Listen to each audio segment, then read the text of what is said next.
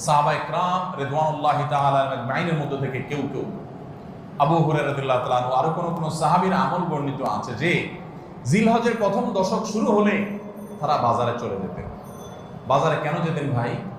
শুধুমাত্র এই নিয়তে বাজারে যেতেন যে বাজারে গিয়ে অনেক মানুষজন থাকবে, তাদের সামনে গিয়ে উচ্চস্বরে তাকবীর পাঠ করব, আমার তাকবীর শুনে পুরো বাজারে সবাই গুনগুনিয়ে তাকবীর বলে উঠবে।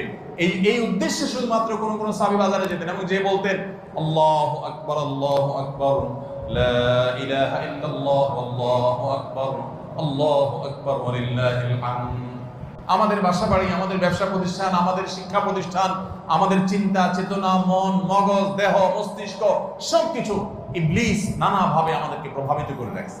ভাইরা আমার, বাজারে গিয়ে, চায়ের দোকানে, মাছের বাজারে বা খুব জমজমাট বাজারে গিয়ে যদি আপনি হঠাৎ করে তাকবীর দিয়ে উঠেন, আল্লাহু আকবার, আল্লাহু আকবার, লা ইলাহা ইল্লাল্লাহ, আল্লাহু আকবার, আল্লাহু আকবার, ওয়ালিল্লাহিল হামদ, কত মধুর কণ্ঠে এই তাকবীর পাঠ করা যায়।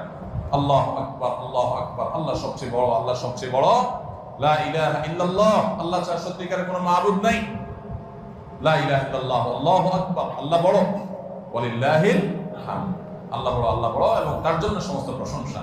ভাইরা আমার, আল্লাহর বড়ত্ব এটা বলতে গিয়ে আজকাল আমাদের অনেকের হেজিটেশন হয়, আমাদের অনেকের মধ্যে ইতস্তত বোধ হয় যে মানুষের সামনে যায় বলবো, একা একা বলি ঠিক আছে, মানুষের সামনে আবার বলবো কেমন লাগে। এগুলো আমাদের ইমানের দুর্বলতার দলিল। আমার আল্লাহর বড়ত্ব বর্ণনা করতে আমার মধ্যে ইতস্তত বোধ যদি হয়, তো আমার চেয়ে নিমুখ আমার কে আছে আল্লাহর জমিনে? আমি কত আল্লাহ নিমুখ হারাম যে আমি সারাদিন আল্লাহ নিয়ামতের ভিতরে ডুবে আছি, আল্লাহর বড়ত্বটা জোরে বললে কে কি মনে করবে, আমি এই চিন্তা করছি। তো আমরা ইনশাআল্লাহ এই অচলায়তন ভাঙবো তো, আমরা ইনশাআল্লাহ এই হীনমন্যতা, এই ইতস্ততা দূর করবো তো ইনশাআল্লাহ।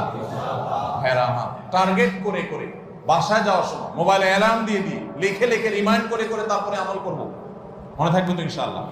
যেখানে মানুষ আছে একটু জোরে জোরে তাকবীর পাঠ করবো, বাসায় ঢোকার সময় জোরে জোরে পড়তে পড়তে ঢুকবেন যাতে বাসার সবাই তাকবীর দিয়ে উঠে। হঠাৎ মনে হবে একটু জোরে জোরে করবেন যাতে সবাই তাকবীর দিয়ে উঠে। পুরো পরিবেশটাকে সেভাবে করবেন।